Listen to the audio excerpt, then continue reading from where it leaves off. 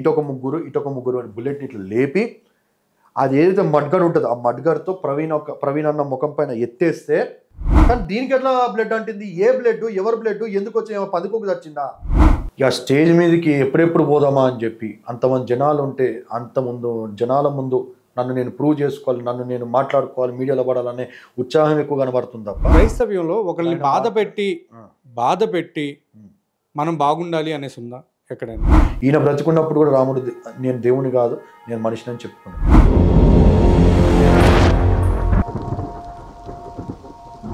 ఇంకో అనుమానం నేను చెప్తాను. దానిలో ఏదైతే హ్యాండిల్ ఉందో కింద మడ్గాడు ఉందో, ఐరన్ మడ్గాడు, ఆ మడ్గాడు కింద ఉన్న ఇంజన్కి మీరు చూస్తే ప్యూర్గా రక్తము చిల్లినట్టు కనబడుతుంది. రక్తము చిల్లినట్టు కనబడుతుంది. ఆ రక్తం ఎక్కడి నుంచి అంటే ముఖం పనికి ఎక్కడ లేదు, బాడీలో గాయాలు చిన్న చిన్న బ్రూజెస్ ఉన్నాయేమో, కానీ బాడీలో బ్లడ్ ఎక్కడ వచ్చిందంటే ఓన్లీ ఫేస్. దాని మీద మీరు క్లియర్గా చూస్తే రక్తం చిల్లినట్టు కనబడుతుంది. అంటే ఈ తలని ఇట్లా పెట్టి ముక్కు ఇక్కడ పగిలింది కాబట్టి ఈ ముక్కు ఇట్లా పెట్టి ఇట్లా కొడితే దానికి ఏది బుల్లెట్ యొక్క మడ్గడికి కొడితే ఈ ముక్కు నుంచి పడగానే ఇంజన్ మీద చిల్లి. ఇది ఒకటి.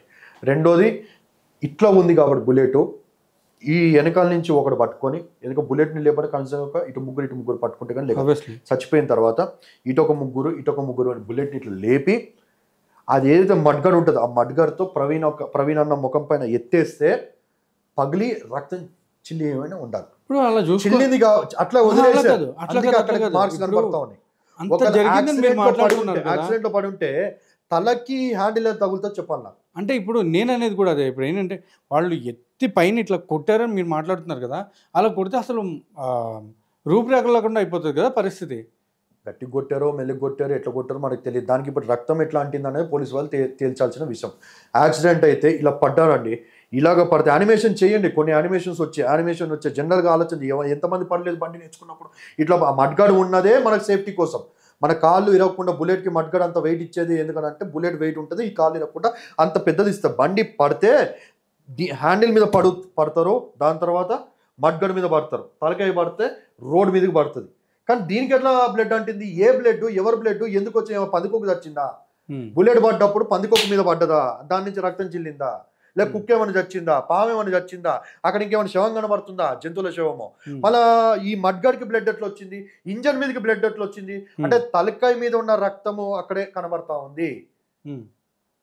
అది క్లియర్ గా చెప్పాలి. అసలు బుల్లెట్ మనిషి మీదకి ఎట్లా వచ్చింది? రక్తం ఓన్లీ ఫేస్ లో ఉంది, కానీ బుల్లెట్ ఇంజన్ మీద రక్తం కనబడుతుంది. ఇంజన్ మీదకి రక్తం ఎట్లా వచ్చిందో చెప్పాలి నాకు. ఇంజన్ మీదకి రక్తం వస్తుందా యాక్సిడెంట్ అయినప్పుడు? బుల్లెట్ ఎగిరిని పోలేదు, మనిషి ఎగిరిని పోలేదు. ఫస్ట్ ఫోటో చూస్తే మనిషి ఇట్లా ఉన్నాడు, బుల్లెట్ ఏమో ఇట్లా ఉంది మీద. అసలు ఇంజన్ మీదకి రక్తం ఎట్లా వచ్చింది? యాక్సిడెంట్ అట్లా అవుతుందా? దాన్ని కొట్టి చంపిన తర్వాత దాన్ని మళ్ళీ తీసి ఎత్తేసారు, ఆయన మీద ఎత్తేసి వదిలేసి వెళ్ళిపోయారు. ఇది జరిగిన వాస్తవం. ఇప్పుడు మీరు చెప్పే విధానం ప్రకారం నాకు అర్థమైంది ఏంటంటే ప్రవీణ్ కుమార్ పగడాల గారి అనుచరుల్లోనే ఎవరో బ్లాక్ షేప్ ఉన్నారు 100% ఉన్నారు. వారు ఎవరనేది ఖచ్చితంగా బయటికి వెళ్తుంది. వెళ్ళకుండా అయితే ఉన్న నిజము కొన్ని రోజుల కన్నా బయటకు వస్తుంది. ఎక్కడ దాక్కున్నా ఖచ్చితంగా దేవుడు బయటికి తీస్తాడు బ్రదర్, గుర్తుపెట్టుకో. ఖచ్చితంగా బయటికి వెళ్తాడు, ఖచ్చితంగా వెళ్తారు. అయితే ఇప్పుడు ఇక్కడ నేను అనేది ఏంటంటే ఎప్పుడైతే ఈ ఇన్సిడెంట్ జరిగిందో ఈరోజు ప్రతి ఒక్కరు చెప్తున్నారు మన క్రైస్తవులు అందరం కూడా ఒకటవ్వాలి అని మాట్లాడుతున్నారు. ఇంతకు ముందు లేనిది ఇప్పుడు ఇక్కడికి వచ్చేసరికి క్రైస్తవ్యం మొత్తం ఒకటవ్వాలి, ఇప్పుడు మేము చూపిస్తాం అసలు ఏంటి అనేది అని మాట్లాడుతున్నారు. అంత సొల్లు వచ్చి కెమెరా ముందు మాట్లాడడం, ఎవరి కాడు మీడియా ముందు ఎక్స్పోజ్ కావాలి, ఎవరి కాడు హీరోలు కావాలని చెప్పి వచ్చినో లేదు తప్ప. అక్కడ సెలబ్రిటీస్ నేను మాట్లాడేది, కొంతమంది సెలబ్రిటీస్ వచ్చి అక్కడ మీడియా ముందు ఇక మేమేమేమని చెప్పి మాట్లాడుతున్నారు తప్ప, మాటలు మీడియా ముందు ఏదో మాట్లాడడం తప్ప అంత సీన్ లేదు అక్కడ. ఒకరికొకటి పడి సావదు, ఒకరికొకటి సాయం చేసుకునేది లేదు. నేను నిన్న వెళ్ళానండి, సైలెంట్గా వెళ్ళాను, సైలెంట్గా కూర్చున్నాను, సైలెంట్గా చూసాను, సైలెంట్. కొంతమంది అన్నారు స్టేజ్ మీదకి రా అంటే నేను రానని చెప్పి సైలెంట్గా కూర్చున్నాను. నేను చూస్తున్నాను ఇక స్టేజ్ మీదకి ఎప్పుడెప్పుడు పోదామా అని చెప్పి అంతమంది జనాలు ఉంటే జనాల ముందు నన్ను నేను ప్రూవ్ చేసుకోవాలి, నన్ను నేను మాట్లాడుకోవాలి, మీడియాలో పడాలనే ఉత్సాహం ఎక్కువ కనబడుతుంది తప్ప. అందులో ఒక ఆయన వచ్చి రక్షణ టీవీ అనుకుంటా బెనార్ గారు వచ్చి డైరెక్ట్గా అన్నారు. ఇక్కడ స్టేజ్ మీద కనపడాలని చెప్పి వచ్చిన వాళ్ళు చాలామంది ఉన్నారు, దయచేసి దిగిపోయిందని చెప్పి అరుస్తే అప్పుడు దిగిపోయారు. సూపర్. క్రైస్తవం ఎప్పుడు ఏకం కాదండి, క్రైస్తవం ఎప్పటికీ ఒకటి కాదు, ఇట్లే ఉంటుంది. మాలాంటి ఒకలో ఇద్దరు ఎక్కడో ఇట్లా ప్రవీణన్ లాంటి నిజాయితీ పరులు పోరాటం ఒంటరిగానే చేయాలి, ఒంటరిగానే పోవాలి. ఓకే. అయితే ఇక్కడ ఏంటంటే ఇప్పుడు నేను మాట్లాడే ఏదైనా సరే వేసే క్వశ్చన్ లేని వాళ్ళ గురించి నేను మాట్లాడడం కాదు, ఇప్పుడు వైరల్ అవుతున్న ఒక 2-3 వీడియోల గురించి మాట్లాడాలి. అదేంటంటే రాముడు గురించి సీత గురించి ఆయన మాట్లాడిన విధానం అనేది చాలా వరకు మంచి వేలో లేదు. అయితే చంపేస్తారా? నెంబర్ 1 మీరు అదే అట్లానే వెళ్ళకూడదు, నేను అదే చెప్పాను ఇందాక. సో ఆ విధంగా మాట్లాడడం అనేది అది ఆయన వరకు ఎంతవరకు కరెక్ట్ అంటారు? ఎందుకంటే ఒకళ్ళని ఇప్పుడు క్రైస్తవ్యంలో ఒకళ్ళని బాధ పెట్టి మనం బాగుండాలి అనేసి ఉందా ఎక్కడైనా? క్రైస్తవ్యంలో అందరూ బాగుండాలి, నిన్ను వాళ్ళని పొరుగు అని ప్రేమించనేది చెప్తాం కదా. అలాంటప్పుడు పొరుగువాడు ఎవరినైనా పూజించడమా లేకపోతే చేస్తే కదా వాస్తవం చెప్తున్నా. అదే నేను అడుగుతున్నాను. పొరుగు వాళ్ళకి నచ్చిన దేవుణ్ణి ఎవరో పూజిస్తున్నారు, సో వాళ్ళ గురించి మీరు అలా మాట్లాడడం కరెక్టా అనే మాట అంటాను నేను. రాజశేఖర్ రెడ్డి గారు, ఎన్టీఆర్ గారు, అంబేద్కర్ గారు, గాంధీ గారు వీళ్ళు మనుషులా దేవుళ్ళ? నేను అడిగిన దానికి మాత్రమే చెప్పండి. నేను వస్తున్నాను, ప్రజలకు కూడా అర్థం కావాలి. ఇప్పుడు అదంతా అర్థమైంది బ్రదర్, ఇప్పుడు ప్రజలకు కూడా అర్థం కావాలి. మీరు చెప్పండి పోనీ, మీ వేలో మీరు చెప్పండి, తప్పలేదు. వాళ్ళు మనుషులు విగ్రహాలు కట్టారు, దేవునిగా ఆరాధిస్తున్నారు. వాళ్ళంతా వచ్చి ఒక 100 years 2 years నేను దాని గురించి మాట్లాడలేదు. లెట్ మీ కంప్లీట్ వస్తున్నాను. ఒకటే మాట. వాళ్ళంతా ఒక 100 years 200 years బ్యాక్.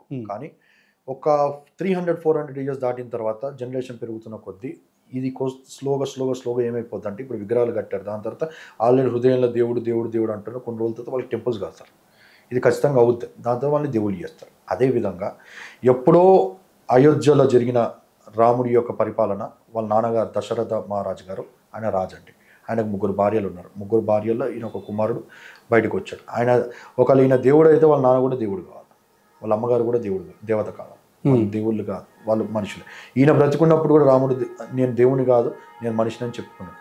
ఆయన ఒక రాజు, ఆయన ఒక సంస్థానానికి రాజు, ఇండియా మొత్తానికి కాదు. ఇది మన ప్రవీణ్ అన్న కానీ ప్రతి క్రైస్తవుడు, ప్రతి ముస్లిము ఎవరైనా కానీ తెలుసుకున్న వ్యక్తులు, హిందూయిజంలో కూడా జ్ఞానం ఉన్న పెద్ద చిన్నజీవ స్వామి, చాకాంటి ఏం పేరైనా ఆయన పెద్ద మనిషి ఒక మాట్లాడుతూ ఉంటాడు కదా, ఆయన ఒక గరికపాటి గారే చెప్పారు ఎన్నోసార్లు రాముడు దేవుడు గాడు. అదే నేను అక్కడికే వస్తున్నాను. ఇప్పుడు ఏంటంటే ఎందుకు దాడి చేస్తలేరు కదా, ఇప్పుడు మీరే అంటున్నారు గరికపాటి గారు మాట్లాడారు, వాళ్ళు మాట్లాడారు, వీళ్ళు మాట్లాడారు అని. ఇప్పుడు నేను ఇందాక అడిగిన క్వశ్చన్ ఫస్ట్ అక్కడికి వచ్చి నెక్స్ట్ ఇక్కడికి వస్తాను నేను. ఓకే, నేను అడిగిన క్వశ్చన్ మాట్లాడిన తప్పు కాదంటాను నేను, అందుకే అన్నాను ఎక్స్ప్లెనేషన్ ఏంటి. మామూలుగా మాట్లాడిన తప్పే. రాముడు సీతతోటి నీకు ఇప్పుడు నేను నీ కోసం యుద్ధం చేసిన దానికి మెయిన్ రీజన్ ఏంటంటే నా యొక్క ధర్మాన్ని నేను నిర్వర్తించాలి, లేకపోతే నాకు అవసరం కూడా లేదు అన్నట్టు మాట్లాడాడు అందులో. ఓకే, నీకు కావాలంటే లక్ష్మణుడితో వెళ్ళాలంటే లక్ష్మణుడితో వెళ్ళిపో, విభీషణుడితో వెళ్ళిపోవాలంటే విభీషణుడితో వెళ్ళిపో, లేదా భరతుడితో వెళ్ళిపోవాలంటే భరతుడితో వెళ్ళిపో. ఈ విధంగా మాట్లాడడం అది ఎంతవరకు కరెక్ట్ అండి? మళ్ళీ ఆయన అనలేదు అట్లా. ఏమన్నాడు ఆయన ఉద్దేశం? ఎవరన్నా వెళ్ళిపోమంటే ఎవరన్నారు? ఆయన ఇప్పుడు వెళ్ళిపోమని చెప్పి అడవుల్లో పంపించేశాడు కదా, పంపించేసేప్పుడు వెళ్ళిపో అని చెప్పి ఆయన మాట చెప్పి పంపించారు. ఎవరు అసలు